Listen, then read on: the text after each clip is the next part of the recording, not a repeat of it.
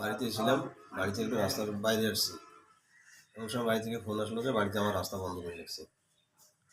পরে আমি গেলাম, বাড়ি যা বললাম কী ব্যাপার, এখানে এই অবস্থা কেন? রাস্তা শুধু কথা বলার দেরি ওরা মাস শুরু করে দিল। কারা?